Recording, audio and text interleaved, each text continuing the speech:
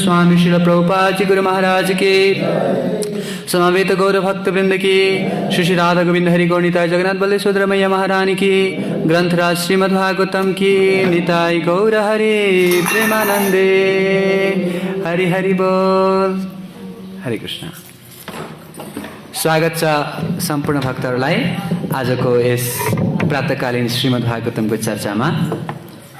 त आज हामीहरू अध्ययन गर्दैछौँ श्रीमद् भागवतम स्कन्द 3 भाग 1 अध्याय 5। अध्यायको नाम रहेको छ मैत्रेय मुनिसँग विदुरको वार्ता। श्लोक संख्या 20 पट चर्चा गर्नेछौँ। तर त्योभन्दा अगाडि भगवानलाई प्रार्थना गर्छौँ। सबैजनाले हात जोडेर भगवानलाई प्रार्थना गर्नुहोला। ओम नमो भगवते वासुदेवाय। ओम नमो भगवते वासुदेवाय। ओम ॐ नमो भगवते वासुदेवाय नारायणं नमस्कृत्य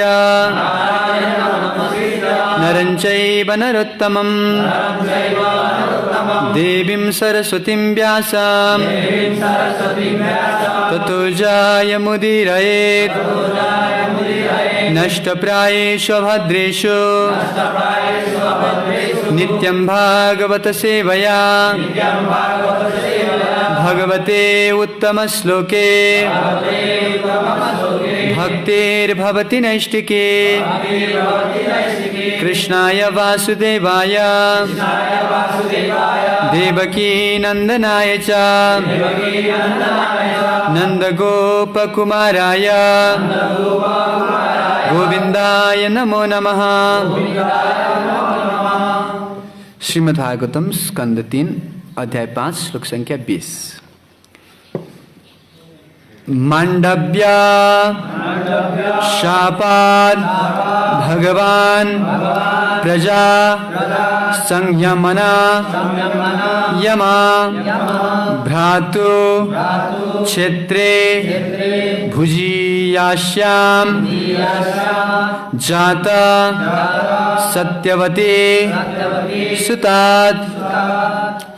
मांडव्य शापाद भगवान प्रजा संयमनो यमा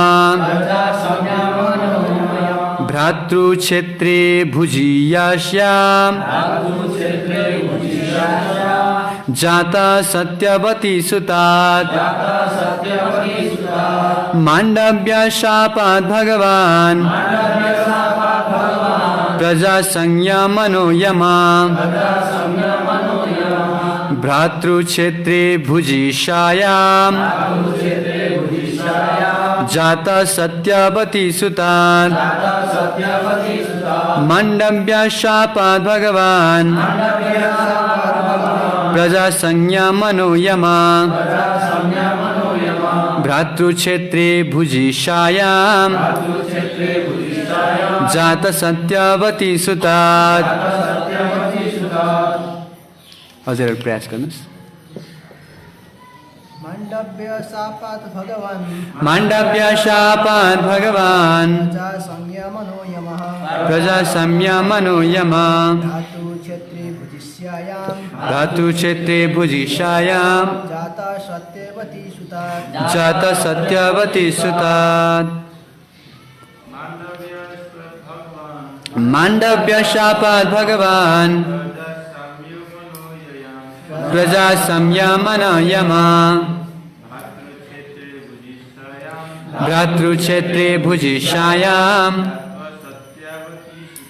जाता सत्यवती सुतात्।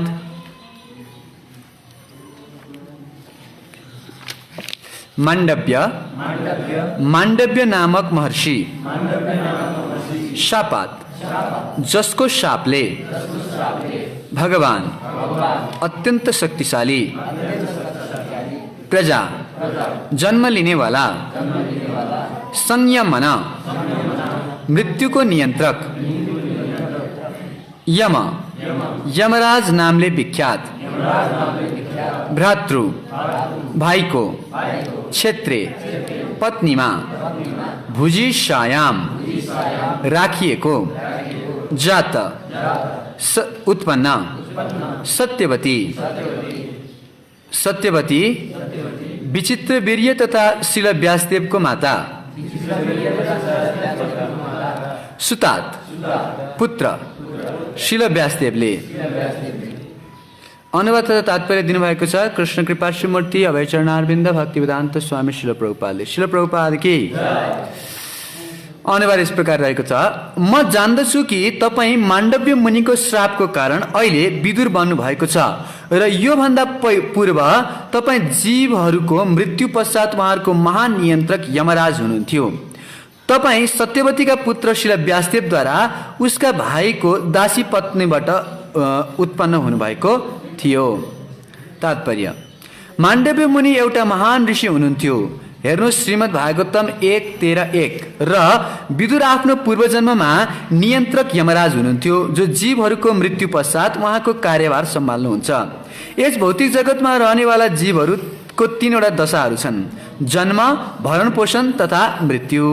एकचोटि मृत्युको पश्चात नियुक्त नियन्त्रक गरेको रूपमा यमराजले माण्डव्य मुनिलाई उहाँको बचपनमा दुराचारका लागि दण्ड दिनुभएको थियो र उहाँलाई भालाबाट छेदिने आदेश दिनुभएको थियो।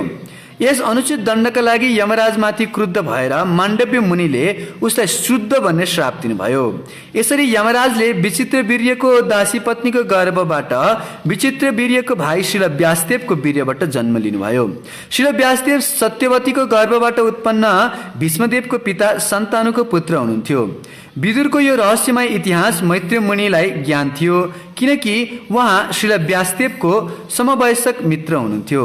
दासी पत्नीको गर्भबाट जन्म हुँदाहुँदै पनि विदुरले महान भगवत भक्त हुनुको सर्वोच्च प्रतिभालाई उत्तराधिकार प्राप्त गर्नुभएको थियो, किनकि उहाँका मातापिता महान थिए र उहाँहरूको सम्बन्ध महान थियो। यस्तो महान वंशमा जन्म लिनु भक्तिमय जीवन प्राप्त गर्नका लागि लाभप्रद छ। विदुरलाई यो अवसर आफ्नो पूर्वजन्मको महानताको कारण प्राप्त भएको थियो। ओम ज्ञानतिमिरन्धस्य ज्ञानञ्जनशलाकया चक्षुरुन्मीलितं येन तस्मै श्रीगुरवे नमः। श्रीचैतन्यमनोभीष्टं स्थापितं येन भूतले स्वयं रूप कदा मह्यं ददाति स्वपदान्तिकं।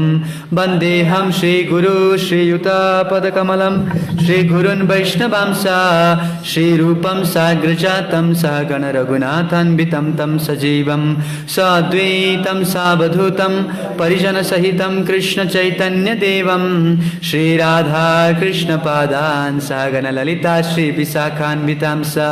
हे कृष्ण करुणा सिंधु दीनबंधु जगत्पते गोपेश गोपिका कांत राधा कांत नमस्तुते। तप्त कांचन गौरांगी राधे वृंदावनेश्वरी वृषभानुसुते देवी प्रणमामि हरिप्रिये। नमो महावदन्याय कृष्ण प्रेम प्रदायते कृष्णाय कृष्ण चैतन्य नाम्ने गौरतिसे नमः। नित्यानन्दमहं वन्दे कर्णिलम्बितकुण्डलं चैतन्यग्रजरूपेण पवित्रीकृतभूतलं। नीलाचलनिवासाय नित्याय परमात्मने बलभद्रसुभद्राभ्यां जगन्नाथाय ते नमः। गुरवे गौरचन्द्राय राधिकाय तदालये कृष्णाय कृष्णभक्ताय तद्भक्ताय नमो नमः।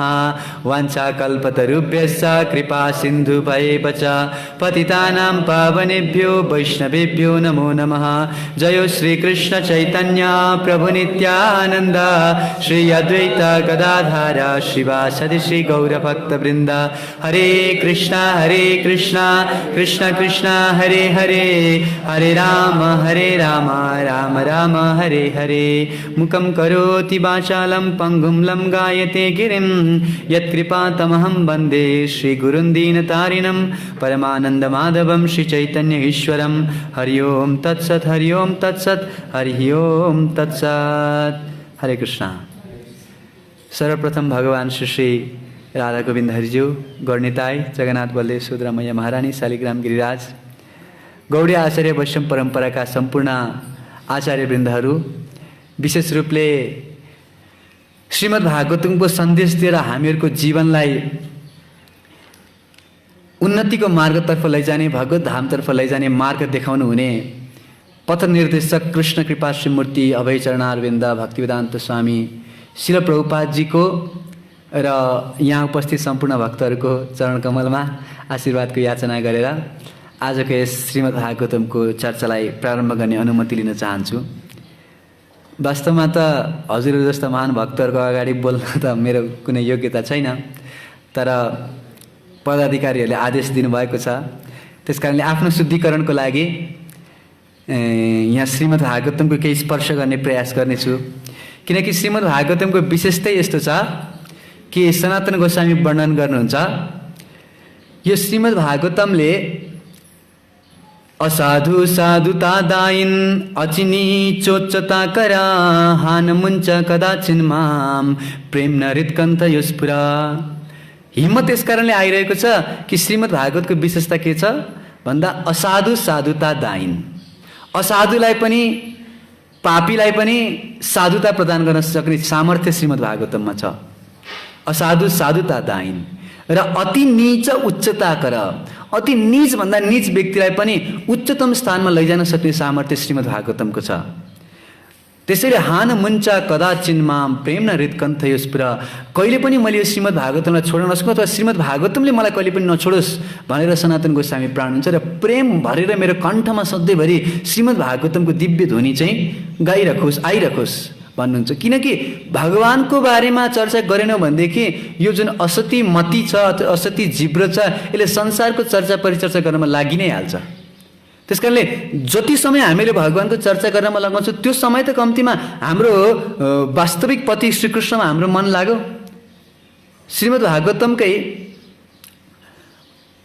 अर्को एउटा श्लोकमा के वर्णन गरिएको छ कि यतोत्तम श्लोक गुणानुवाद प्रसूयते ग्राम्य कथा विघात। जति जति हामी उत्तम श्लोक भगवान कृष्णको बारेमा चर्चा गर्छौँ, उत्तम श्लोक भनेको जसको बारेमा अत्यन्त सुन्दर सुन्दर श्लोकहरूद्वारा चाहिँ उत्तम भन्दा उत्तम श्लोकहरूद्वारा यशोगान जस गरिन्छ, त्यस्तो भगवान श्रीकृष्णको जति गुणानुवाद गर्छौँ त्यति के हुन्छ त भन्दा प्रसूयते ग्राम्य कथा विघात। हाम्रो जीवनबाट जुन ग्राम्य कथा छ, संसारको चर्चा परिचर्चा छ, त्यो सबै के हुन्छ विघात, त्यो सबै मेटिएर जान्छ। र त्यति मात्रै होइन, निसभ्य म्यानो अनुदिनर मुमुक्षु, जो व्यक्ति मुमुक्षु छ, जसलाई मोक्षको कामना छ, जसलाई यो संसारबाट मुक्त भएर भगवानको धाममा जाने अभिलाषा छ, त्यस्ता मुमुक्षुहरूले ध्यान दिनुपर्ने, तिनीहरूले के गर्नुपर्ने रहेछ त निसभ्य मानो अनुदिनम मुमुक्षुर, प्रत्येक दिन निसभ्य मानो निश्चित रूपमा श्रीमद् भागवतको सेवा गर्नुपर्छ, अनुदिनम प्रत्येक दिन। र त्यसो गर्यो भने के हुन्छ मतिम सतिम यक्षति वासुदेवे। हाम्रो मति एक त सती हुन्छ, सती मतलब पतिव्रता नारी जस्तो केवल कृष्णलाई मात्रै चाहने, र त्यो पनि कसमा लाग्छ त यक्षति वासुदेवे, भगवान वासुदेवमा लाग्न सक्छ। केवल भगवानको कथा सुन्नाले भगवानमा यसरी मन लाग्न सक्छ र हामीहरूको जीवनबाट ग्राम्य कथा विघात अरू क्रियाकलापहरू आफै के हुन्छ हटेर जाने गर्दछ। तसर्थ आजको दिनमा पनि हामीहरू श्रीमद् भागवतमको दिव्य ध्वनिलाई श्रवण गर्न उपस्थित भएका छौँ। आज श्रीमद् भागवतम स्कन्द 3 अध्याय 5 मा छौँ र अध्यायको नाम रहेको छ मैत्री मुनिसँग विदुरको वार्ता। मैत्री मुनि र विदुरजीको भेटघाट भएको छ अहिले गङ्गा तटमा। अहिले उहाँहरू कहाँ हुनुहुन्छ? हरिद्वारमा। हरिद्वारमा गङ्गा तटमा मैत्री मुनिसँग भेट भयो। भेट हुनुको भूमिका के छ अगाडिको अध्यायहरूमा हामी श्रवण गर्दै आएका थियौँ। विदुरजी सारा विश्वको भ्रमण गर्दै वृन्दावन आउनुभयो र वृन्दावनमा उद्धवजीसँग भेट भयो र उद्धवजीसँग कृष्ण लीला सुन्नुभयो र अन्तिममा कृष्णले मलाई ज्ञानोपदेश गरेर उद्धव गीता सुनाएर भगवान श्रीकृष्ण आफ्नो स्वधाम उपगते, आफ्नो स्वधाममा जानुभयो भनेपछि विदुरजीले उद्धवजीलाई भन्नुभयो कि त्यो अन्तिममा सुनाउनु भएको कृष्णले दिनुभएको उपदेश मलाई बताउनुहोस् न। अनि उद्धवजीले के भन्नुभयो, मर्यादा व्यतिक्रम नहुन दिनको लागि मैले त्यो उपदेश तपाईँलाई सुनाउन मिल्दैन, किनकि म तपाईँभन्दा उमेरमा पनि सानो छु। त्यसकारणले यो कुरा चाहिँ तपाईँले मैत्रेय मुनिको मुखारवृन्दबाट सुन्दा अझै उचित हुन्छ र विशेष गरी भगवान कृष्णले नै जाने बेलामा तपाईँको स्मरण गर्नुभएको थियो र मेरो विदुर कहिले आयो भनेदेखि मैत्रेयले उसलाई ज्ञान सुनाउनु भनेर भन्नुभएको थियो भन्ने सुनेपछि के भयो त विदुरजीको मनमा यति हर्ष, यति आनन्दको अनुभूति भयो र कृष्णलाई सम्झेर धेरै रुनु भयो भनेर भागवतमा लेखेको छ। धेरै रुनु भयो। किनकि हामीहरूको जीवनको उद्देश्य हो अन्तिम कालमा भगवानलाई स्मरण गर्नु। अन्तकाले चाहिँ मामेव स्मरण मुक्त कलेवरम। हामीले यो शरीर छोड्ने बेला कृष्णको स्मरण गऱ्यो भने हाम्रो जीवन सार्थक बन्छ। अब त्यो भक्त कति सार्थक हुनु होला जसलाई कृष्णले अन्तिम समयमा सम्झिँदै हुनुहुन्छ। कति विशेष हुनुहुन्थ्यो होला नि, होइन? हामीहरूले अन्तिम समयमा जसलाई सम्झिनु पर्ने त्यो कृष्ण भगवानले अन्तिममा धेरै भक्तहरू थिए नि जसको बारेमा सम्झिन सक्नुहुन्थ्यो। अनेक कृष्ण भगवानका पाण्डवहरू छन्, होइन? वसुदेव हुनुहुन्छ, देवकी माता हुनुहुन्छ, अथवा वृन्दावनका वासीहरू पनि कतिजना हुनुहुन्छ। तर सबैभन्दा त्यो अन्तिम समयमा उहाँले कसको बारेमा सम्झिनु भएको रहेछ त? विदुरजीको बारेमा सम्झिनु भएको छ। लास्ट टाइममा अन्तिम यो धाम छोडेर जाने बेलामा मेरो विदुर आयो भनेदेखि यो विदुरलाई उपदेश दिनु भनेपछि विदुरजीलाई कति आनन्द भयो होला हृदयमा, ओहो भगवान्ले मेरो स्मरण गर्नु पऱ्यो, धेरै रुनुभयो, तर पनि भगवान्को आज्ञा मान्नु भगवान्को विषयमा बस्नुभन्दा पनि अझै उन्नतम छ भनेर तात्पर्य प्रभुपादले भन्नुहुन्छ। जस्तो उद्धवजीलाई पनि भगवान्को विरह भएको छ, सहन सक्नु भएको छैन, तर भगवान्को आदेश चाहिँ के छ, भगवान्को प्रेजेन्स, फिजिकल भगवान्को उपस्थिति भन्दा पनि भगवान्को आज्ञालाई हाम्रो जीवनमा स्वीकृत धारण गर्नु अझै महत्त्वपूर्ण छ। र त्यसैलाई प्रभुपादजी भन्नुहुन्छ बप्पु सेवा र वाणी सेवा। गुरुदेवको शरीरको सेवा गर्नु एक ठाउँमा छ, तर त्योभन्दा पनि महत्त्वपूर्ण के छ, आदेशको, उहाँको वाणीको सेवा गर्नु अझै महत्त्वपूर्ण छ। र त्यसो गर्यो भनेदेखि हामी अझै भगवान्को नजिक हुन्छौँ भनेर वर्णन गर्नुभयो। तसर्थ उद्धवजी पनि जानुभयो बद्रिकाश्रम भगवान्को आदेश मानेर, विदुरजी उहाँको आदेश मानेर जानुभएको छ। हरिद्वारमा मैत्रेय मुनिसँग भेट भएर यहाँ अनेक प्रश्नहरू सोधिसक्नु भएको छ र ती प्रश्नहरूको उत्तर दिने क्रममा यहाँ के भन्दै हुनुहुन्छ मैत्रेय मुनिले कि वास्तवमा तपाईँलाई उत्तर दिनको लागि म योग्य व्यक्ति होइन, किनकि विदुरजी के हुनुहुन्छ, भक्ति योगी हुनुहुन्छ। मैत्रेय मुनि ज्ञान मिश्रित भक्त भनेर प्रभुपादले तात्पर्य दिनुभएको छ। भक्त त हो तर ज्ञान मिश्रित, प्योर डिभोटी शुद्ध भक्त होइन। तर विदुरजी के हुनुहुन्छ, विदुरजी र उद्धवजी एकदम शुद्ध भक्तको स्तरमा हुनुहुन्छ। त्यसकारणले मलाई ज्ञान त छ, तर यो ज्ञानको प्र्याक्टिकल एप्लिकेसन जुन भक्ति योग चाहिँ के छैन, मलाई छैन भन्ने कुरा मैत्रेय मुनिले फिल गर्दै हुनुहुन्छ। त्यसकारणले म तपाईँलाई ज्ञान दिनको लागि योग्य छैन, तर पनि तथापि कीर्तयामि अङ्ग यथा मतिम यथा श्रुतम, जस्तो मेरो बुद्धिले भ्याउँछ, जस्तो मैले सुनेको छु गुरुजनहरूबाट, कृष्ण भगवान्ले मलाई जस्तो सुनाउनु भयो त्यस्तै म तपाईँलाई सुनाउँछु। यद्यपि तपाईँभन्दा म भक्तिमा उन्नत चाहिँ होइन है, मैले जानेको छैन, मेरो आफ्नो व्यक्तिगत एक्सपिरियन्स केही पनि छैन, तर पनि भगवान्ले बताउनु भन्नुभएको थियो, त्यस कारणले आज्ञा पालन गर्नको लागि र मेरो आफ्नो शुद्धिकरणको लागि म तपाईँलाई बताउँदैछु भनेर मैत्रेय मुनिले बताउनु भयो। र आजको श्लोकमा यहाँ के बताउँदै हुनुहुन्छ त, तपाईँको के विदुरजी, तपाईँलाई मैले कथा सुनाएँ नि, तपाईँ स्वयं को हुनुहुन्छ अरे, स्वयं यमराज हुनुहुन्छ। यमराज भनेको के हो, द्वादश भागवतहरूमा यमराजको नाम आउँछ नि होइन। स्वयम्भुर नारद शम्भु कुमार कपिलो मनो प्रहलादो जनको भीष्मो बलिर्वैया सकिर्वयम। यो द्वादश भागवतहरू, भागवतमा 12 जनाको एक एक ठाउँमा एक एकवटा प्रवचन छ, मतलब भगवानको सबभन्दा उन्नतम भक्तहरू श्रीमद् भागवत भरिमा यी द्वादश भागवतहरूले मात्रै भगवानको तत्त्वलाई ठिक ठिक रूपमा बुझेका छन् भनेर वर्णन गरेका छैन। स्वयम्भुर ब्रह्माजी, शम्भु शिवजी, नारदजी, अनि कुमारहरू कपिल देव, अनि मनु, प्रहलाद महाराज, भीष्मदेव, जनक महाराज, अनि बलि महाराज, वैयासकी, सुखदेव गोस्वामी अनि यमराज हो। यस्ता द्वादश भागवतहरूद्वारा नै के भएको छ, भक्तिको प्रचार प्रसार भएको छ। म को हुँ र तपाईँलाई बताउनलाई, तपाईँ त स्वयं यमराज हो। त्यसरी आजको श्लोकमा के बताउँदै हुनुहुन्छ, तपाईँ पूर्वजन्ममा यमराज हुनुहुन्छ, तर किन यहाँ आउनुभयो त भन्दा माण्डव्य शापात भगवान, उहाँलाई के शब्द लगाउनु भयो, तपाईँ माण्डव्य मुनिको श्रापले गर्दा, यद्यपि तपाईँ के हो, भगवान प्रजा संयम मनो यम, तपाईँ यमराज हो अथवा भगवान शब्द लागेछ है। कुनै दिन अगाडि हामीहरू चर्चा गर्दै थियौँ, भगवान शब्द यमराजजीलाई लगाउन मिल्छ? भगवान त कृष्णस्तु भगवान स्वयं होइन, भगवान उवाच भन्ने बित्तिकै कृष्णको याद आउँछ। तर यहाँ पनि आजको श्लोकमा भगवान शब्द लागेको छ यमराजजीलाई। किन? किनकि कति शक्तिशाली छ भन्ने कुरालाई जनाउनको लागि। भगवानसँग जो व्यक्ति जोडिएको छ उसलाई कहिलेकाहीँ भगवान शब्द लगाउन मिल्छ होइन। कसरी मिल्छ? किनकि भगवानको कुनै एउटा शक्ति त्यस्ता भक्तहरूमा सञ्चारित हुन्छ। गौरकृष्ण महाराजले उदाहरण दिनुहुन्थ्यो, जस्तो चुम्बक छ नि, एकदम शक्तिशाली चुम्बक छ, त्यसको नजिकै हामीले एउटा फलामको काँटीलाई, एउटा फलामको टुक्रालाई ल्याएर नजिक राख्यो भने त्यो गएर चुम्बकमा टाँसिन्छ। श्री श्री राधा गोविन्द हरिज्यू भगवान की, गणिताय जगन्नाथ बलि सुब्रमण्य महारानी की। त्यो फलाम गएर के हुन्छ, चुम्बकमा टाँसिन्छ। तर जबसम्म चुम्बकमा त्यो फलाम टाँसिएको छ, त्यो फलामले पनि के गर्न सक्छ, चुम्बककै कार्य गर्न सक्छ। त्यस्तै गरी जबसम्म भगवानका भक्तहरू भगवानसँग जडित हुनुहुन्छ गुरु शिष्य परम्पराको माध्यमबाट, त्यो भगवानमा रहेको करेन्ट उनीहरूभित्र पनि सञ्चारित हुन्छ। र जसरी कृष्ण सर्वआकर्षक हुनुहुन्छ, त्यो सर्वआकर्षक शक्तिको अथवा त्यो पूर्ण कृपा शक्तिको, पूर्ण करुणा शक्तिको, त्यो पूर्ण ऐश्वर्य शक्तिको केही ऐश्वर्यहरू के हुन्छन्, भक्तमा पनि आउने गर्दछन् जबसम्म जोडिएर बसेको छ। तर छुट्यो भनेदेखि हुँदैन। जस्तो आगोको झिल्काको उदाहरण दिन्छ प्रभुपादजी होइन, जबसम्म आगोको झिल्का आगोभित्र बसिरहेछ तबसम्म उसको अस्तित्व छ, तर त्यही झिल्का हो, बाहिर निस्क्यो भनेदेखि एकछिनमा निप्छ। तर आगोभित्र बसिरह्यो भने उसको पावर छ नि, शक्ति छ। त्यस्तै गरी चुम्बक फलामको टुक्रा जबसम्म चुम्बकमा टाँसिएको छ तबसम्म उसलाई चुम्बक भन्न मिल्छ। जबसम्म टाँसिएर बग्छ त्यो चुम्बकै हो, चुम्बकको काम पनि गर्छ, छुट्टी पनि गर्दैन। त्यस्तै गरी भगवानका भक्तहरू जबसम्म भगवानसँग जोडिएर बस्नु भएको छ तबसम्म उहाँहरूलाई पनि भगवान भनेर सम्बोधन गर्न मिल्छ। त्यसैले यहाँ यमराजजीलाई के भन्नुभएको छ, भगवान भनेर सम्बोधन गर्नुभयो। नत्र यो एक्जाम्पलको अर्को एक्जाम्पल जस्तो कि यो तरिकात्म भन्छ के, जस्तो कहिलेकाहीँ तपाईँहरू वृन्दावन जाँदा, मायापुर जाँदाखेरि रिक्सा आइरहेछ है, रिक्सालाई रोक्नु पर्यो, जानु छ हामीलाई कहीँ, ए रिक्सा यहाँ रोक त। अब त्यो मान्छे त रिक्सा होइन नि, तर पनि त्यो मान्छेले हामीले के भनेर बोलायो, रिक्सा भनेर बोलायो।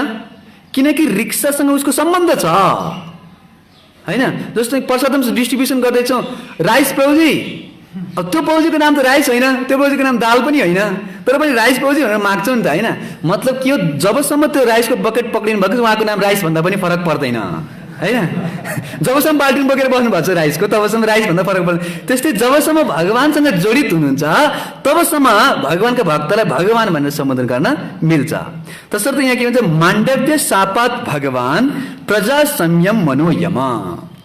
तपाईँ के हुनुहुन्छ, प्रजाहरूलाई नियन्त्रण गर्ने साक्षात यमराज हुनुहुन्छ। त्यसो भने यहाँ किन आउनुभयो त भन्दा माण्डव्य शापात भगवान, माण्डव्य मुनिको श्रापका कारणले गर्दा। तात्पर्यमा प्रभुपादजीले चर्चा गर्नुभयो कस्तो किसिमको श्राप परेर रहेछ। यमराजलाई श्राप पर्यो, अरूलाई श्राप परे त ठिकै हुन्थ्यो, तर यहाँ चाहिँ साक्षात यमराजजीलाई नै श्राप पर्ने अवस्था आइपरेको छ। त्यो तर तपाईँहरूले यो श्रीमद् भागवतम जुन 1:13-1 जुन कोट गर्नुभएको छ यहाँ प्रभुपादले, यसमा पढ्नुभयो भने चाहिँ वास्तवमा यमराजजीकै इच्छा थियो।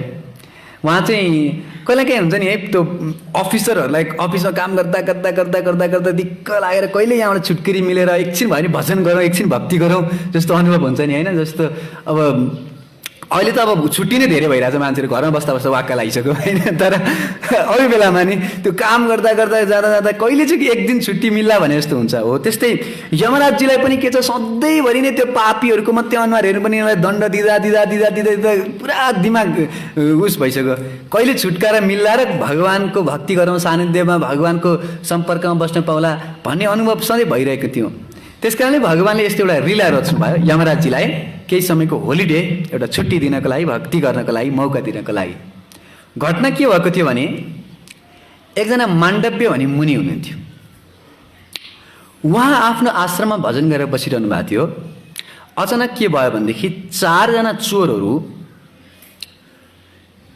धन सम्पत्ति अनेक किसिमका चिजहरू लुटेर भाग्दै थिए। अचानक उनीहरूले माण्डव्य मुनिको आश्रमदेखि उनीहरूले सोचे पुलिसले हामीलाई समाउँदैन, यही आश्रमभित्र छिर्नु, साधुको आश्रमभित्र चेक गर्न आउँदैन भनेर त्यो सबै सम्पत्ति सबै लिएर आश्रमभित्र छिरे।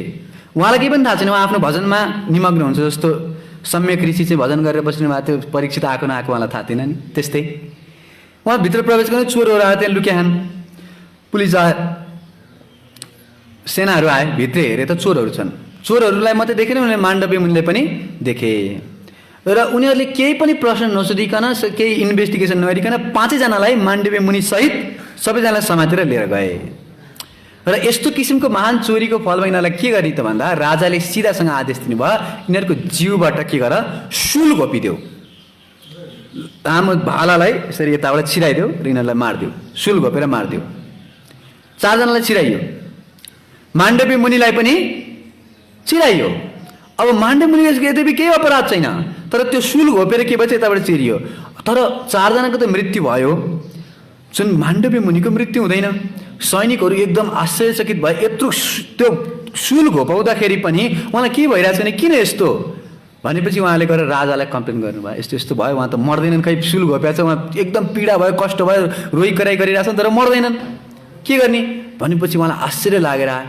अनि गएर चाहिँ उहाँले सोध्नुभयो, तपाईँ किन यस्तो मर्नुहुन्न भन्दाखेरि चाहिँ वास्तवमा मेरो केही अपराधै छैन, निरपराध मलाई चाहिँ तिमीहरूले ल्याएर, मलाई थाहा पनि थिएन यिनीहरू मेरो आश्रममा आएका छन्, मैले आश्रय दिएको पनि होइन, त्यत्तिकै ल्याएर तिमीहरूले मलाई यस्तो गर्यो, किन यस्तो गर्यो भनेपछि ठिक छ हामीलाई क्षमा गर्नुहोस्, माफ गर्नुहोस् भनेर भने। तर अब के गर्ने, त्यो सुल झिक्न खोज्छन् तर निस्किँदैन कि, झिकिदिन्छु यो भनेर चाहिँ यताबाट तान्न खोज्छन्, तर जति ताने पनि छिर्ने बेला छिर्यो, तर अब आउँदैन, जति फोर्स लाउँछन् 2जना 3जना 4जनाले तान्छ, आउँदैन, के गर्ने त भनेपछि उहाँहरूले यताबाट पनि त्यो सुललाई काट्दिनु, यताबाट पनि काट्दिनु, बिचको भाग पेटभित्र छ। त्यही पीडालाई सहन गरेर उहाँले धेरै कष्ट पाउनुभयो। अनि जब उहाँले यो शरीरलाई त्याग गर्नुभयो त्यसपछि संयम्यनी पुरी, जस्तो यहाँ भगवान आजको श्लोकमा भनेको छ नि होइन, संयम प्रजा संयम मनो यम, यमराजको राजधानीको नाम संयमनी पुरी हो क्या। जस्तो इन्द्रको अमरावती छ नि होइन, त्यस्तै चन्द्रमाको विवाहवरी भने जस्तै यो संयमनी पुरी चाहिँ यमराजको राजधानी हो। ती संयमनी पुरीमा गएर यमराजले उहाँले सोध्नुभयो, तपाईँ त न्यायकर्ता हो नि होइन सबैको, एउटा कुरा भन्नुहोस्, मलाई किन यस्तो किसिमको सुल्छ दियो? मैले त कुनै पाप गरेको थिइनँ। जीवनमा त के हुन्छ, को काउ न काउ सुख दुख करिदाता, निज कर कर्म भोग सब भ्राता। कसैले पनि कसैलाई दुःख दिँदैन, कसैले कसैलाई सुख दिँदैन। आफ्नै कर्म नै सुखको रूपमा आउँछ, आफ्नै कर्म नै दुःखको रूपमा आउँछ।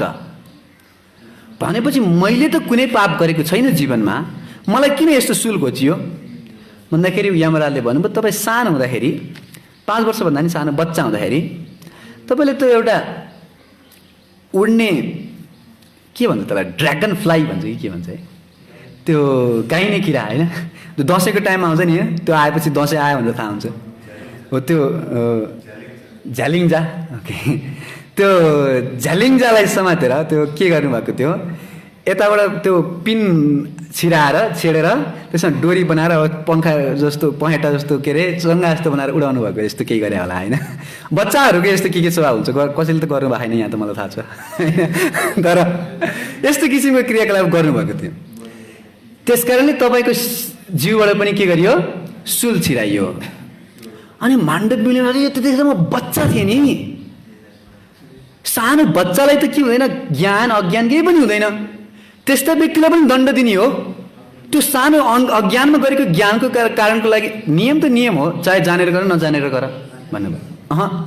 म यो नियमलाई मान्दिनँ, किनकि यो संसारमा पनि के हुन्छ, संविधान तपाईँले हेर्नुभयो भनेदेखि कति वर्षभन्दा मुनिका बच्चाहरूले अपराध गरे भने पनि त्यो बच्चालाई जेलमा लगिँदैन, कसलाई लगिन्छ, मातापितालाई लगिन्छ नि। किन यस्तो किन? किनकि मातापिताको त यो कर्तव्य हो कि आफ्नो छोराछोरीहरूलाई सुसंस्कार दिने, र त्यो सानो बच्चा यदि जेलमै गयो भने पनि के हुन्छ, त्यो एउटा सानो काम गरेर जेलमा गएको हुन्छ, त्यहाँ गएर उसले के गर्छ, अब भक्ति शास्त्री गरेर आएको हुन्छ, अब त आइज तँलाई भक्ति वैभव गराउँछु पापको होइन, पाप शास्त्रीबाट पाप वैभव पाप सार्वभौम के हुन्छ नि, उनीहरूको सबै त्यहाँ ट्रेनिङ प्राप्त हुन्छ नि, त्यसको अनुसारको एसोसिएसन मिल्छ नि त। जेलमा गएपछि उसको जीवन गयो, अब निस्के पनि उकिन्छ, झन गुन्डा बनाएर निस्किन्छ। त्यस कारणले पनि बच्चाहरूलाई के गर्दैन, छुट्टै एउटा चाहिँ कोर्ट हुन्छ, बच्चाहरूको एउटा विशेष किसिमको सजाय दिने गरिन्छ। त जो 5 वर्षभन्दा मुनिका बच्चाहरूले गरेको पापको कुनै पनि गणना हुँदैन, महाभारतमा लेखाएको छ है। कुनै भजनमा त 14 वर्षसम्मको पनि कुरा छ, तर 5 वर्षभन्दा मुनिको बच्चाले जस्तोसुकै पाप गरेको भए पनि उसको पापको गणना हुँदैन, यो शास्त्रको विधान हो। 5 वर्षभन्दा मुनि तपाईँले जे पाप गर्नुभयो क्यान्सल भयो, त्यो गर्न परेन, त्यसपछिको पापको क्यालकुलेसन हुन्छ। म त त्यतिखेर त्यस्तो थिएँ नि त। त्यस कारणले तपाईँ के हुनुहुन्न, न्याय गर्नको लागि लायक हुनुहुन्न, तपाईँ शूद्र भन्नुहोस् भनेर माण्डव्य मुनिले यमराजलाई श्राप दिनुभयो। र तिनै यमराज जो के गर्नुभयो, माण्डव्य मुनिको श्रापको कारणले गर्दाखेरि भातृ क्षेत्रे भुजिसायाम जात सत्यवती सुतात, आफ्नो भाइको पत्नीको गर्भमा सत्यवतीका पुत्र को हुनुहुन्छ, व्यासदेव।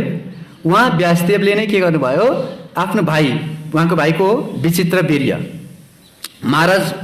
खासमा कुरो के हो भने सत्यवतीको विवाहभन्दा पूर्व नै पराशर मुनिबाट व्यासदेवलाई उहाँले के गरिसक्नु भएको छ, उत्पन्न गरिसक्नु भएको थियो। पहिला उहाँ मत्स्यगन्धा हुनुहुन्थ्यो, उहाँको शरीरबाट माछाको जस्तो गन्ध आउँथ्यो, तर पराशर मुनिले चाहिँ देख्नुभयो कि यो कन्याबाट नै के हुनेवाला छ, एकदम ठुलो महान भविष्यको निर्माण हुनेछ भन्ने देखेर उहाँले तपाईँबाट म एउटा पुत्र प्राप्त गर्छु जो भगवानको स्वयं अवतार हुनेछन्, र त्यो सँग गर्नाले के हुन्छ, तिम्रो यो माछा जस्तो गनाउने शरीर पद्म जस्तो सुगन्ध आउने हुन थाल्छ, तिम्रो कुमारित्वको पनि नाश हुँदैन भनेर उहाँबाट पुत्र प्राप्त गर्नुभयो व्यासदेव।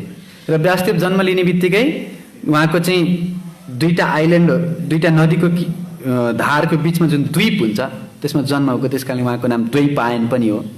त्यहाँ जन्म लिनुभयो र जन्मसाथ उहाँ चाहिँ छोडेर जानुभयो मातालाई। कुनै दिन आवश्यकता पऱ्यो भनेदेखि म तपाईँलाई सहायता गर्न आउँछु भनेर जानुभयो। र तिनै व्यासदेवलाई जब पछि सत्यवतीको विवाह भयो महाराज शान्तनुसँग, अनि उहाँबाट पुत्र दुईटा भयो, एउटा चित्राङ्गद एउटा विचित्र वीर्य। त्यसमध्ये चित्राङ्गदको चाहिँ गन्धर्वहरूसँग झगडा परेर उसलाई मारिदिए र विचित्र वीर्यलाई जब दुईटा रानीहरू विवाह गरेर लिएर आयो, काशीबाट भीष्मदेवले लिएर आउनुभएको थियो, अम्बिका र अम्बालिका। अनि विवाह गरेर राजा बनाउनुभन्दा अगाडि नै के भयो, विचित्र वीर्यको नि मृत्यु भयो। अब घरमा बुहारी त छ तर नाति छैन, छोरा पनि छैन, कसलाई सिंहासनमा बसाउने हो। त्यस्तो परिस्थितिमा उत्तराधिकारी प्राप्त गर्नको लागि नियोग विधिबाट उत्तराधिकारी उत्पन्न गर्न मिल्छ। यसलाई भन्छ देवरेन सुतोत्पत्त्या। तर कलियुगमा यो विवर्जित छ। कुनै ऋषिको माध्यमबाट अथवा त्यही व्यक्तिको भाइको दाइको कोही छ भनेदेखि त्यसबाट सन्तान उत्पत्ति गर्नको लागि एकचोटि सङ्ग गरेर सन्तान उत्पत्ति गर्न मिल्छ भन्ने शास्त्र छ। त्यो पनि कलियुगमा होइन है। कलियुगमा यो 5वटा कुरा वर्जित छ। चैतन्य महाप्रभुले चाँद काजीलाई भन्नुभयो नि होइन, चाँद काजीसँग भेटमा के 5वटा अश्वमेधम गवालम्बम सन्यासम पलपैत्रिकम देवरेन सुतोत्पत्त्या कलौ पञ्च विवर्जयेत। महाप्रभु र चाँद काजीको संवादमा यो श्लोक आउँछ। महाप्रभुले के भन्नुहुन्छ, अश्वमेध यज्ञ गर्न, गोमेध यज्ञ गर्न, अनि सन्यास दिनको लागि, अनि पलपैत्रिकम पितृहरूलाई चाहिँ मांसद्वारा चाहिँ पितृभोज गराउनको लागि, अथवा देवरेन सितोत्पत्त्या देवरबाट चाहिँ सन्तान उत्पत्ति गर्ने। यो 5वटा कुरा कलियुगमा वर्जित छ, गर्न मिल्दैन। त्यो त द्वापर युग हो। त्यसकारणले व्यासदेव जो के हुनुहुन्थ्यो, उहाँको दाइ हुनुहुन्थ्यो, आफ्नो दुईटा बुहारीबाट उहाँले सन्तान उत्पत्ति गर्नुभयो। र त्यसैमा के भएको छ त, व्यासदेवकै पुत्र हुनुहुन्छ धृतराष्ट्र, पाण्डु र दासीको पुत्रको रूपमा के हुनुभयो त, विदुरजीको उत्पत्ति भएको छ। त्यही कुरालाई यहाँ भन्छ भ्रातृ क्षेत्रे भुजिसायम जात सत्यवती सुतात। तपाईँ के गर्नुभयो, सत्यवतीको पुत्रबाट उहाँको भाइको श्रीमतीको गर्भबाट के हुनुभयो, तपाईँ जन्म ग्रहण गर्नुभयो, अथवा श्रीमतीको दासीको कुरा गर्नुभयो प्रभुपादले है। त यसरी दासी पत्नीको गर्भबाट जन्म हुनेको बावजुद विदुर महान भगवत भक्त होने की सर्वोच्च प्रतिभा का उत्तराधिकार प्राप्त किया, क्योंकि उनके माता पिता महान थे और उनका संबंध महान था। दासी पुत्र उत्पन्न भएर के भयो त, उहाँले जीवनमा भगवत भक्ति गर्नुभयो र उहाँको माता पिता महान हुनुहुन्थ्यो। त्यो दासी भएर पनि उहाँ महान हुनुहुन्थ्यो, किनकि संसारमा जन्मको कुनै पनि के छैन, भ्यालु छैन। र उच्च कुलमा जन्म लिनु भनेको त वास्तवमा भक्तिको लागि अयोग्यता हो। निज कुलमा जन्मिनु भनेको के हुन्छ, चैतन्य महाप्रभुले के भन्नुहुन्छ, उच्च कोटि ब्राह्मण नाही भजने र योग्य, नीच जाति नाही भजने र अयोग्य। नीच जातिमा जन्मेको व्यक्ति के भजनको लागि अयोग्य हुँदैन, र उच्च जातिमा जन्मेकोले के हुँदैन, भजनमा योग्यता दिँदैन। यो योग्यता त केद्वारा हुन्छ, र जति जति हामी आफूलाई नीच भनेर सम्झिन्छौँ नि, त्यति नै हाम्रो भक्तिमा उन्नति हुन्छ। सनातन गोस्वामीलाई यही कुरा बनाउनु भयो, दिने र अतिको कृपा करे भगवान। जो व्यक्ति दिन्छ, जसले आफूलाई विनम्र सम्झन्छ, त्यस्ता व्यक्तिहरूमाथि अझै बढी भगवानले कृपा गर्नुहुन्छ। तसर्थ उहाँ के गर्नुभयो, महान भगवत भक्त बन्नेको सर्वोच्च प्रतिभाको उत्तराधिकारी प्राप्त गर्नुभयो है। र यस्तो महान वंशमा जन्म लिनु भक्ति जीवन प्राप्त गर्ने हेतु लाभप्रद छ। र यो विदुरजीलाई यो अवसर किन मिल्यो, पूर्व जन्ममा उहाँले भजन गर्ने चाहना गर्नुभयो, भक्ति गर्ने। त्यसैले कृष्ण भगवान स्वयं उहाँको घरमा आएर के गर्नुभयो, विदुरजीको घरमा आएर केराको बोक्रा खानुभयो होइन, विदुरानीको हातबाट केराको बोक्रा खानुभयो। र दुर्योधनको मेवा त्यागी साग विदुर घर खाई। त्यो दुर्योधनको मेवा मिष्टान सबै छोडेर विदुरजीको घरमा खानुहुन्छ, किन, केही न केही छ नि भक्ति। भगवानलाई त केराको बोक्रामा इन्ट्रेस्ट छैन, भगवानलाई कनिकामा इन्ट्रेस्ट छैन, भगवानलाई टोकेको त जुठो बयरमा इन्ट्रेस्ट छैन, भगवानलाई केमा इन्ट्रेस्ट छ, प्रेममा इन्ट्रेस्ट छ। कति प्रेमपूर्वक भक्तले अर्पण गरिरहेछ। त्यही भन्नुहुन्छ, भगवान स्वयंले पनि भन्नुभएको छ, आजसम्म कतिजनाले मलाई 56 भोग खिलाए, अनेक व्यञ्जन खिलाए, तर 3 ठाउँमा जति भोजन गर्न आनन्द आयो त्यो कुनै ठाउँमा आएको छैन। कहाँ एउटा रामावतारमा जब भिल्नी सबरीले त्यो टोकेको जुठो फल खिलाउनु भयो नि, त्यो फललाई कहिले जीवनमा बिर्सिन सक्दैन, त्यसको टेस्टलाई जीवनमा बिर्सिन सक्दैन। अर्को आनन्द कहाँ आयो भन्दा, विदुरजीको पत्नी विदुरानीले त्यो केरा खुवाउने ठाउँमा केराको बोक्रा खुवाउनु भयो नि, मिस्टेकले प्रेममा पागल भएर, हो त्यो केराको बोक्रामा जुन टेस्ट हो त्यो कुनै पनि केरामा छैन संसारको, कुनै लड्डुमा छैन। र सुदामाले जुन कनिका लिएर आउनु भएको थियो नि, हो यो सुदामाको कनिका, विदुरजीको केराको बोक्रा र सबरीको जुन जुठो फल छ त्यो खानामा जति आनन्द आयो, जति प्रेमले भरिपूर्ण भएर मलाई अर्पण गरेको छ, त्यस्तो मैले भोजन आजसम्म कहिले गरेकै छैन, कहिले त्यस्तो भोजनको आनन्द लिएको छैन। मतलब भगवानको भक्तिको वशीभूत हुनुहुन्थ्यो। तसर्थ विदुरजीको उन्नतम स्थान छ, उहाँ स्वयं यमराजजी हुनुहुन्छ, द्वादश भागवतहरूमध्ये हुनुहुन्छ। तर पनि हामीलाई कसरी भक्ति गर्नुपर्छ, कसरी आफ्नो जीवन व्यतीत गर्नुपर्छ कृष्ण भक्तिमा, यो उदाहरणार्थ यहाँ प्रस्तुत गर्नुभएको छ। तसर्थ हाम्रो जीवनमा पनि त्यस्तो हल्दर स्वामी महाराजले भन्ने गर्नुहुन्थ्यो, जो व्यक्ति उच्च जातिमा जन्मेको छ नि उसले आफ्नो जातिलाई बिर्सिन पर्छ, र जो व्यक्ति निम्न जातिमा जन्मेको छ नि उसले आफ्नो जातिलाई सम्झन पर्छ। हो, जो व्यक्ति उच्च जातिमा जन्मेको छ नि, म यो जातमा जन्मेछु, यो सम्झिनै हुन्न, यो बिर्सिन पर्छ। र जो चाहिँ निम्न जातिमा जन्मेको छ उसले बार बार सम्झिनुहुन्छ, म त नीच जाति हुँ, जस्तो सनातन गोस्वामी होइन, हरिदास ठाकुर बार बार सम्झिनुपर्छ, म नीच हुँ, म केही पनि जान्दिनँ, म एकदम यस्तो हुँ। हो, यस्तो किसिमको भावना भयो भनेदेखि बल्ल के हुन्छ, कृपा प्राप्त हुन्छ। जति हामीले आफूलाई सानो बनाउँछौँ त्यति भगवानको बढी कृपा प्राप्त हुन्छ।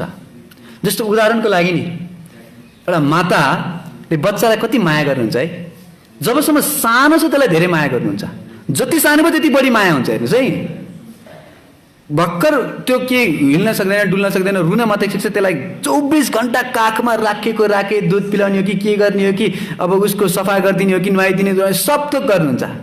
तर जब बच्चा ठुलो हुन्छ, त्यही माता हो, त्यही पुत्र हो, तर त्यस्तो प्रेम छ, त्यसलाई समातेर काखमा सुताउनुहुन्छ, कहिले त्यसलाई कहिले चाहिँ टोयलेट सफा गरिदिनुहुन्छ, कहिले त्यसलाई चाहिँ मेरो बाबु भनेर कहिले चुम्मा खानुहुन्छ, कहिले के गर्नुहुन्छ। त्यस्तो प्रेम ठुलो भइसकेपछि हुन्छ त, हुँदैन नि। त्यस्तै अवस्था हाम्रो पनि छ। जति हामी आफूलाई सानो बनाउन खोज्छौँ भगवानको त्यति धेरै प्रेम, त्यति धेरै कृपा प्राप्त हुन्छ।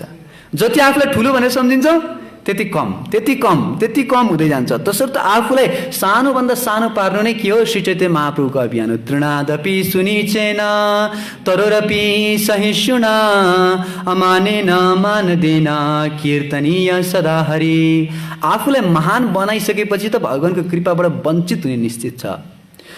तसर्थ आजको दिनमा हामीहरू अर्को एकजना भक्तको पनि चर्चा गर्नुपर्ने आवश्यकता आइपरेको छ। आजको दिनमा चाहिँ एकजना महानतम भक्तले चाहिँ जन्मग्रहण गर्नुभएको थियो, जसको नाम थियो बक्रेश्वर पण्डित। भगवान श्री चैतन्य महाप्रभुको अन्तरङ्ग पार्षदहरूमध्ये एकजना हुनुहुन्थ्यो। र महाप्रभुका अनेकौँ भक्तहरू छन्, र कयौँ भक्तहरू महाप्रभुसँग नवद्वीपमा चाहिँ महाप्रभुको साथमा बस्थे, महाप्रभुसँग लीला गरे।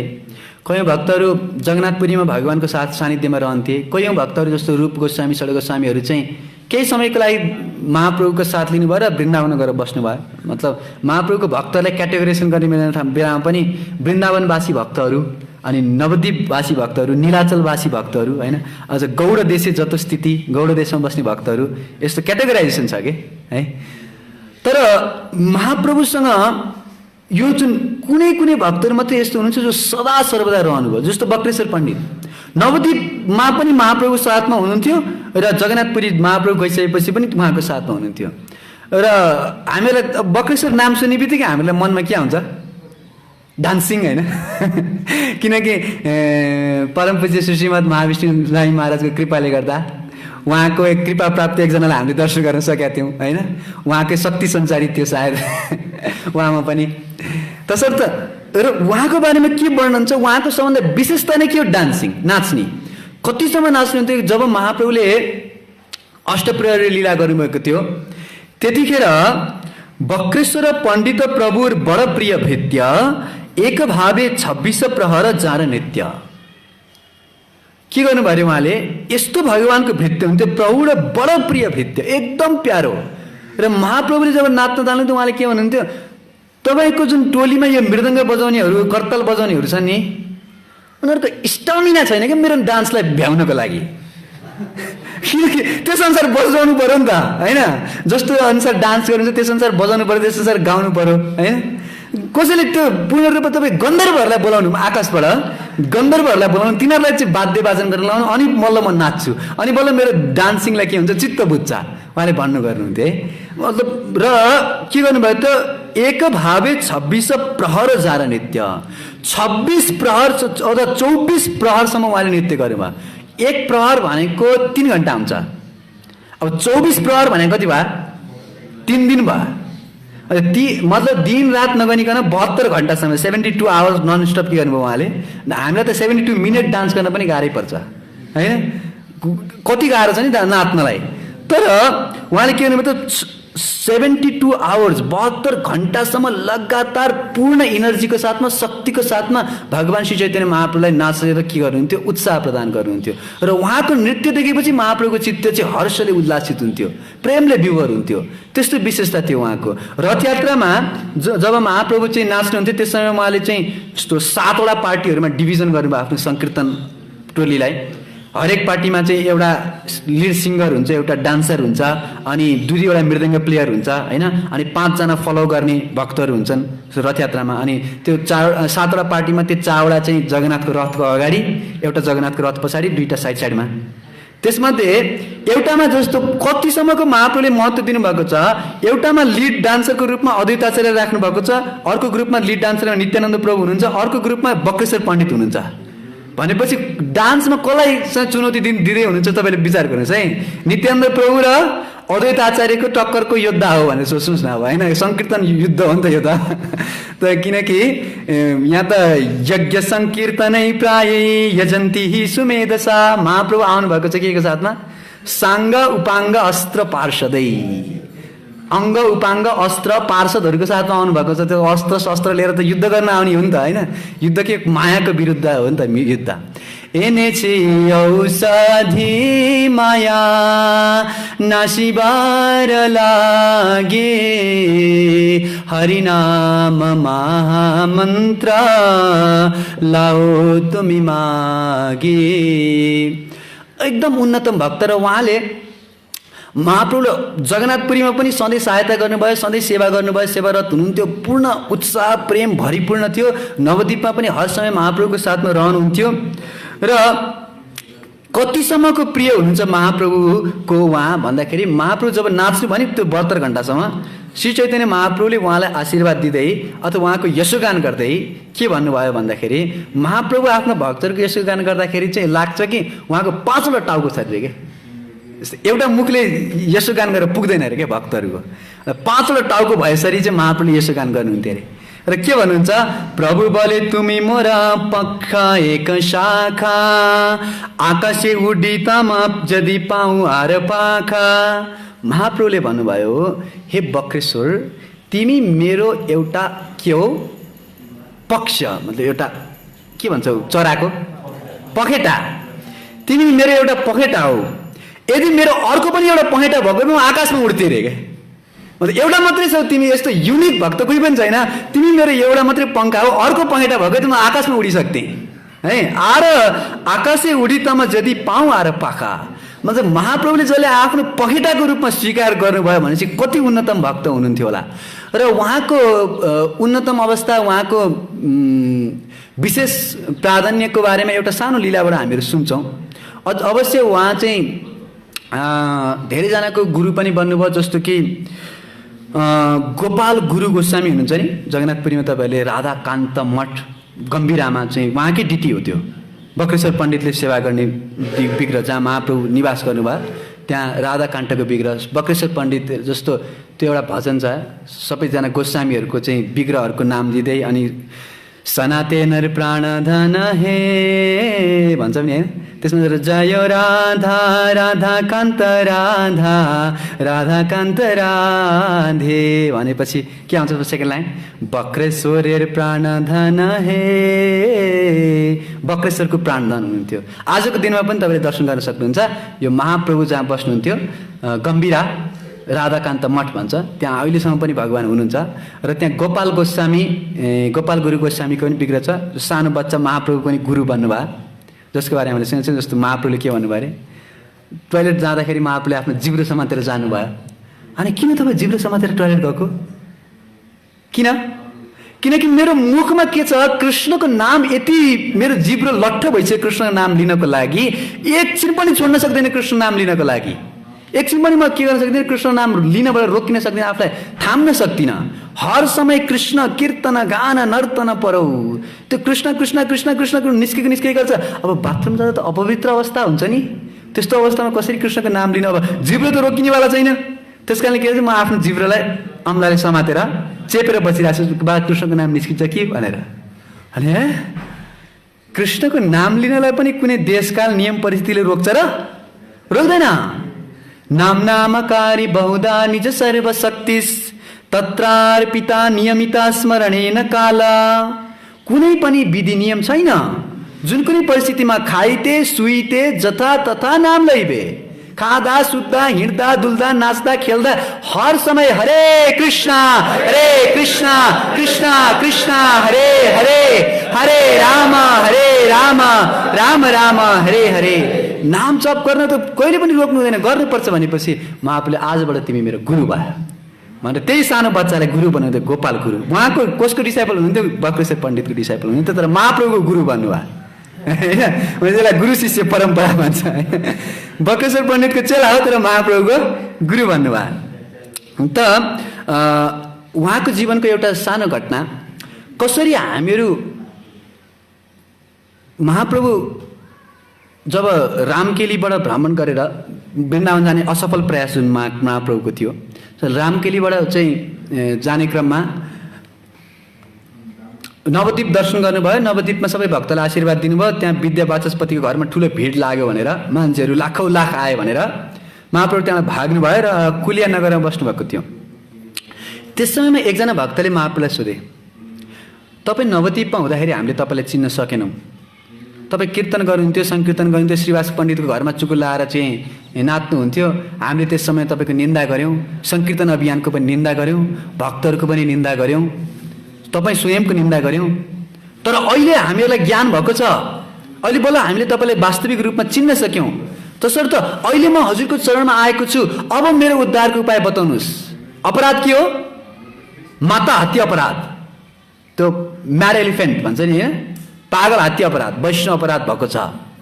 अब जो वैष्णव अपराध भएको छ ध्यान दिएर सुन्नुहोस्, जसले गर्नु भएको छ नि, अब उहाँहरूको के छ अवस्था। महाप्रभुलाई सम्झिन्छ, मैले वैष्णव अपराध गरेँ, अब यसको विमोचन कसरी हुनसक्छ तपाईँ बताउनुहोस्। अनि स्वयं श्री चैतन्य महाप्रभुले के भन्नुभयो, यदि कसैले यो मुखबाट विष खान्छ भनेदेखि के हुन्छ, त्यो विष उसको मृत्युको कारण बन्न जान्छ। तर यदि त्यही मुखबाट विष खाएकै मुखबाट कसैले अमृत पान गर्छ भनेदेखि के हुन्छ, त्यो विषको प्रभावलाई त हटाउँछ नै, साथसाथमा त्यो व्यक्तिलाई के गर्छ, अमर पनि बनाइदिन्छ। त्यस्तै गरी वैष्णवहरूको निन्दा गर्नु भनेको विष खानुभन्दा पनि पर्ता हो। किनकि विष खायो भने त हाम्रो यो एउटा शरीर जान्छ, अर्को शरीरमा सायद भक्ति गरेर भगवान धाममा जान सक्ने मौका मिल्न पनि सक्छ। तर यदि वैष्णव अपराध गरे भने त बहुजन्मे करो यदि श्रवण कीर्तन तबे तो न पाए कृष्ण पदे प्रेम धन। वैष्णव अपराध गरे भने त बहुजन्मे करो यदि श्रवण कीर्तन, अनन्त कोटि जन्मसम्म तपाईँ हरे कृष्ण जप गर्नुहोस् कि कथा सुन्नुहोस् कि जतिसुकै भक्तिको साधन गर्नुहोस्, तबे तो न पाए कृष्ण पदे प्रेम धन, चान्सै छैन कृष्ण प्रेम पाउने। वैष्णव अपराध भयो भने त जन्म जन्मान्तरसम्म पनि भगवानको चरण कमल पाउने चाहिँ के छैन, चान्स छैन। त्यस कारणले वैष्णव अपराध गर्नु भनेको त जानिया सुनिया विष खाइनु भन्दा पनि अझै बढ्ता हो। विष खायो भने त कम्तीमा अर्को जन्ममा पाउन सक्छ, तर वैष्णव अपराधको कुनै सेसन छैन। तसर्थ यो वैष्णव अपराध पनि विष समान छ। त्यो मुखबाट तिमीले विष खायो नि, अब यही मुखबाट तिमीले के गर, अमृत पान गर। अमृत पान गर्ने भने के हो, वैष्णवेर गुणग्राही न देखहे दोषा काया मन वाक्य करो वैष्णव सन्तोषा। वैष्णवहरूको गुण ग्रहण गर्नुहोस्। एउटा सानो पनि गुण छ, एउटा मात्रै पनि अलिकति क्वालिटी छ भने त्यसलाई पहाड समान बनाएर हेर्ने, एउटा पहाड समान दोष छ भने पनि त्यसलाई नगण्य सम्झेर हेर्दै नहेर्ने। नदेखहे दोष, दोष देख्नु हुँदैन। काया मन वाक्य करस वैष्णव सन्तोष, शरीरले मनले वचनले वैष्णवलाई खुसी बनाउनुहोस्। वैष्णवलाई खुसी बनायो भनेदेखि त्यो अमृत समान हुन्छ र त्यो विष जुन वैष्णव अपराध गरेको थियो नि, त्यो विषलाई काटेर पनि जान्छ र साथसाथमा अमृतत्वलाई प्रदान गर्छ, भगवानको धामलाई नै प्राप्ति गर्न सक्छ। वैष्णवलाई खुसी बनाउन सक्यो भनेदेखि वैष्णव अपराधबाट के हुन्छ, मुक्ति मिल्छ। वैष्णवलाई कसरी खुसी बनाउने, प्रश्न त त्यही भयो नि त। रूप गोस्वामीले बताउनु भयो 6वटा तरिका छन् वैष्णवलाई खुसी बनाउने। के ददाति प्रतिगृह्णाति गुह्यमाख्याति पृच्छति भुङ्क्ते भोजयते चैव षड्विधं प्रीतिलक्षणम्। गिफ्ट लगेर दिनुहोस्, ददाति अथवा उहाँले दिएको गिफ्टलाई स्वीकार गर्नुहोस्। प्रतिगृह्णाति आफ्ना मनका कुराहरूलाई वेदनाहरूलाई पोख्नुहोस्, मैले यस्तो यस्तो अपराध गरेँ क्षमा गर्नुहोस्, यस्तो गर्नुहोस्। गुह्यमाख्याति पृच्छति र उहाँले भनेको कुराहरूलाई पनि सुन्नुपर्छ। र यति गर्दा पनि भएन भने अन्तिम ब्रह्मास्त्र दुईटा छ। के हो? भुङ्क्ते भोजयते चैव। यसले त 100% काम गर्छ। एकदम सुन्दर सुन्दर महाप्रसाद लगेर खिलाउनुहोस्, जस्तोसुकै रिसाएको वैष्णव पनि तुरुन्त खुसी भइहाल्नुहुन्छ र तपाईँलाई तुरुन्त आलिङ्गन गर्नुहुन्छ र कृष्ण प्रेम दुवैभित्र सञ्चारित हुन्छ र हरे कृष्ण कृष्ण कृष्ण हरे हरे हरे राम राम राम हरे हरे। तसर्थ वैष्णवलाई खुसी बनायो भने मात्रै हामीहरू वैष्णव अपराधबाट मुक्ति हुन सक्छ। एकजना देवानन्द पण्डित नाम गरेका व्यक्ति थिए, भागवत वाचक, प्रोफेसनल भागवत वाचक, सब बट्ट भागवतका श्लोकहरू भन्न सक्ने, तर भक्तिको रसलाई केही जानेका थिएनन्। तर भागवतमका श्लोकहरू एकदम सुन्दरसँग भन्थे। त्यसकारण श्रीवास ठाकुर उहाँले भागवतम चर्चा गरिरहेको ठाउँमा आएर श्रवण गर्दै हुनुहुन्थ्यो। अब श्रीवास पण्डित हुनुहुन्छ के? प्रेमी भक्त। उहाँले त भागवतमको एउटा एउटा श्लोकमा के देख्नुहुन्छ? कृष्ण प्रेम भरिएको भनेर देख्नुहुन्छ नि, होइन? कृष्ण तुल्य भागवत विभु सर्वाश्रय प्रति श्लोके प्रति अक्षरे नाना अर्थ कहे। प्रत्येक श्लोकमा प्रत्येक अक्षरमा कृष्ण प्रेम भरिएको छ भागवतमको। एउटा हामीले जस्तो यहाँ श्लोक पढ्यौँ नि, होइन? यसको चाहिँ केवल एउटा मान्दव्य सापात भगवान एउटा एउटा शब्दमा कृष्ण प्रेम भरिएको छैन, एउटा एउटा अक्षरमा म छ नि, म अनि मा आ अण्ड सापात अथवा एउटा एउटा स, यो एउटा एउटा शब्दमा के छ? कृष्ण प्रेम भरिएको छ, एउटा एउटा अक्षरमा प्रति श्लोके प्रति अक्षरे, त्यस्तो भनेको छ। अब उहाँ त त्यो कृष्ण त्यो भागवतम सुन्दा सुन्दै के भयो? भाव विभोर हुनुभयो। उहाँका आँखाबाट अब नयनम गलधा श्रुधारया बदनम गदगद रुद्धया गिरा पुलकै निचितम वपु कदा तब नाम ग्रहणे भविष्यति। श्री राधा गोविन्द हरि गोविन्दाय जगन्नाथ बलदेव सुभद्रमैया महारानी की, श्रील प्रभुपाद की। त उहाँ त प्रेमले विभोर हुनुभयो र त्यहाँ रुन थाल्नुभयो। भागवतम क्लास चलिरहेछ, श्रीवास पण्डित के गर्न थाल्नुभयो? रुन थाल्नुभयो। तर देवानन्द पण्डित चाहिँ के थिए त? उनी त धेरै इन्टेलेक्चुअल बुद्धि लाउने खालका थिए। यो भागवतम क्लासमा डिस्टर्ब गरिरहेछ, यसलाई बाहिर निकाल्ने यसलाई क्लासमा डिस्टर्ब गर्ने, रोइ कराइ गर्ने। जस्तो कहिले काहीँ बच्चाहरू हुन्छ नि, होइन? क्लासमा बच्चालाई बाहिर लिएर जानु त भने जस्तै होला है सायद। अब तर के गर्नुभयो? यो रोएर बसिरहेको छ, यहाँ भागवतममा डिस्टर्ब भइरहेछ भनेर त्यो उनका शिष्यहरूले बेहोस अवस्थामा हुनुभएको श्रीवास ठाकुरलाई उठाएर बाहिर फ्यालिदिए। यो ठुलो अपराध भयो, फिजिकल अफेन्स, होइन? यस्तो वैष्णव अपराध गर्ने स्टेजेस छ नि। कुनै कसैले मानसिक रूपमा वैष्णव अपराध गरिरहेको होला, कसैले शब्दद्वारा गाली गरेर होला, कसैले एक्सनमा हातले, होइन? कसैले चड्कन लाउने हो कि मुक्का लाउने हो कि के हो, होइन? अथवा रावणले जस्तो काटिदिने हो कि जटायुलाई काट्दै थिए, होइन? जस्तै नित्यानन्द प्रभु यतिसम्मको उसको सद्भाग्य कि उसलाई साक्षात नारद मुनिको दर्शन भइरहेछ। नारद मुनि उसलाई कृपा गर्नको लागि उसको अगाडि आएर बस्नु भएको छ, तर नारद मुनिलाई के गर्दै? टिपेर बाहिर फाल्दै। नारद मुनि हो नि त श्रीवास ठाकुर, उहाँलाई कृपा गर्नको लागि उहाँ यस्तो भाग्य उदय भयो, नारदजीको दर्शन भइरहेछ, तर नारदजीलाई टिपेर बाहिर फाल्दिए, श्रीवास ठाकुरलाई बाहिर फाल्दिए। जस्तो जगाइ मदाइ, होइन? कति सद्भाग्य कति पुण्य गरेको कारणले गर्दा निताईको दर्शन भयो होला, तर त्यो मादाईले के गरे? त्यही निताईको टाउकोमा ड्रामसँग त्यो रक्सीको भाँडाले फुटाल्दियो, टाउको फुटाल। भगवान दर्शन दिने भनेर आउनुहोस्, भगवानकै टाउको फुटाल्दियो। कतिसम्मको दुर्दैव्य होला नि, होइन? कतिसम्मको दुर्भाग्य होला कि स्वयं भगवान आउनुभएको, स्वयं भगवानको पार्षद आउनुभएको छ, तर चिन्न नसकेर उसैलाई अपराध गरिरहेछ, होइन? तसर्थ के भयो त? उहाँले बाहिर फ्यालिदिनु भयो। अब यो अपराधका कारणले गर्दा श्री चैतन्य महाप्रभु उहाँसँग अत्यन्त क्रुद्ध हुनुहुन्थ्यो, महान अपराध भएको थियो। र अब यो अपराधको सेसन कसरी हुनसक्छ त भन्दाखेरि अन्तिममा गएर उहाँले महाप्रभुको जुन वचन सुन्नुभयो नि कि वैष्णवहरूको यशोगान गरेपछि, वैष्णवलाई खुसी बनाएपछि के हुन्छ? भगवत प्राप्ति हुन्छ, भगवानको कृपा प्राप्त हुन्छ, वैष्णव अपराधबाट मुक्ति हुन्छ भनेपछि गएर उहाँले बक्रेश्वर पण्डितको सेवा गर्न थाल्नुभयो। बक्रेश्वर पण्डितको यस्तो सेवा गर्नुभयो, यस्तो शुश्रूषा गर्नुभयो, नवद्वीपमा पनि र उहाँ पनि जगन्नाथपुरीमा जब बक्रेश्वर पण्डित नाच्नुहुन्थ्यो नि रथ यात्रामा, त्यहाँ मान्छेहरू आउँछन् भनेर देवानन्द पण्डितले के गर्थे, आफ्नो हात लगाएर आफ्नो पावर लगाएर त्यहाँ वरिपरिबाट सर्कल लगाउँथे, कसैलाई छुन दिँदैनथे। एक त उहाँलाई डिस्टर्ब हुन नदिनको लागि र प्रेमपूर्वक नृत्य गर्न सक्नुहोस् कसैले पनि उहाँलाई, किनकि सबै मान्छे जो एकदम नाचिरहेछ गाइरहेछ एकदम प्रेम मनमा छ, उसलाई सबै चरण धुलो लिन खोज्छन्, सबैले उसको चाहिँ यो गर्न खोज्छन् होइन। त उहाँले सुरक्षा प्रदान गर्नुभयो हर समयमा। त्यस कारणले त्यसबाट महाप्रभु अत्यन्त प्रसन्न हुनुहुन्थ्यो र उहाँले के भन्नुभयो, बक्रेश्वर पण्डित जुन छ नि ऊ त साक्षात् को हो, तुङ्ग विद्याको अवतार हो। तुङ्ग विद्या सकिन्छ अष्टसखी मायापुरमा होइन, त्यहाँबाट तुङ्ग विद्या, चित्रा, चम्पकलता, अनि त्यसपछि विशाखा, अनि ललिता, इन्दुलेखा, रङ्गदेवी, सुदेवी, मायापुर अष्टसखी होइन। सो यता सम्बन्ध छेउमा तुङ्ग हो, उनै तुङ्ग विद्या सकी नै बक्रेश्वर पण्डितको रूपमा आउनुभएको छ। त्यस कारणले कृष्णको अत्यन्त प्रिय भक्तलाई तिमीले सेवा गरेका छौ, त्यस कारणले तिमी माथि पनि मेरो कृपा छ भनेर महाप्रभुले के गर्नुभयो, उसलाई पनि कृपा गर्नुभयो। भन्नुको अर्थ यही नै हो कि हामीहरूले बक्रेश्वर पण्डित जस्ता महानतम भक्तहरूको अनुसरण गर्नुपर्छ, उहाँहरूलाई सेवा गर्नुपर्छ। र यद्यपि हामीहरूले चाहिँ वैष्णव अपराध जस्तो महान पागल हात्ती अपराधै गरेका छौँ भने पनि यदि हामीले वैष्णवहरूलाई सन्तुष्ट पार्न सक्यो भने, भक्तहरूलाई खुसी बनाउन सक्यो भनेदेखि निश्चित रूपमा श्री चैतन्य महाप्रभुको कृपा प्राप्त हुन्छ र यसै जन्ममा हामीहरूलाई भगवान् श्री चैतन्य महाप्रभुको सानिध्य प्राप्त हुन सक्छ।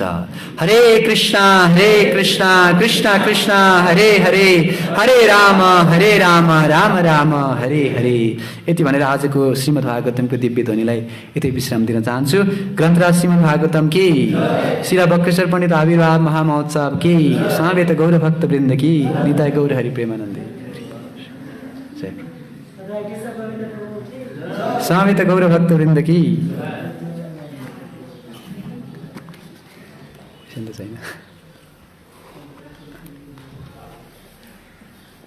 क्वेसन छ कसैको? हामीले सुन्ने गरिरहेका हुन्छौँ कि जस्तै विदुरजीले यो धरातलमा आउँदाखेरि त्यहाँ यमराजको लोकमा यमराज चाहिँ उहाँ स्वयं नै हुनुहुन्थ्यो या उहाँको त्यो एक्सपान्सन भएको थियो? त्यो जुन प्रभुपादले जुन कोट गर्नुभयो नि यहाँ तात्पर्यमा, यो हेर्नुहोस् श्रीमद् भागवतम 1:13-1, यसमा तपाईँहरूले पढ्नुभयो भनेदेखि 1:13-1मा चाहिँ वर्णन गर्नुभएको छ। त्यसैमा यमराजजी स्वयं नै विदुरजीको रूपमा आउनुभएको, त्यो चाहिँ पार्सल एक्सपान्सन होइन। जस्तो इन्द्रको एक्सपान्सन अर्जुनको रूपमा आउनुभयो, तर इन्द्रदेव स्वयं हुनुहुन्थ्यो नि होइन। त्यस्तै गरी विदुरजी चाहिँ के हुनुहुन्छ, पार्सल एक्सपान्सन होइन, उहाँ स्वयं यमराज नै हो। र त्यस समयमा यमराजजी चाहिँ अब किनकि उहाँलाई त्यहाँबाट निस्किनु परेको थियो क्या, कहिले चाहिँ यो पापीहरूको मुख हेर्दा हेर्दा हेर्दा दण्ड दिँदा दिँदा कहिले वाक्क दिक्क भएर कहिले यहाँ निस्किनु जस्तो भएकोले उहाँ स्वयं आउनुभएको थियो। र त्यस समयमा चाहिँ मलाई जहाँसम्म लाग्छ आर्यमाले चाहिँ यमराजको पोजिसनलाई लिनुभएको थियो, मतलब टेम्पोरेरी यमराज बन्नुभएको थियो। जस्तो राजा नभएको बेलामा कहिलेकाहीँ टेम्पोरेरी राजा बनाइन्छ, जस्तो पाण्डु महाराज जङ्गलमा जानुभयो, धृतराष्ट्रलाई कार्यकारी राजा बनाइयो नि है। त्यस्तै कार्यकारी यमराजको रूपमा चाहिँ आर्यमालाई राखेर अनि त्यसपछि सञ्चालन भयो। पछि विदुरजी फेरि फर्किएपछि यमराजले आफ्नो पोजिसन लिनुभयो। हरे कृष्ण, जय प्रभुपाद।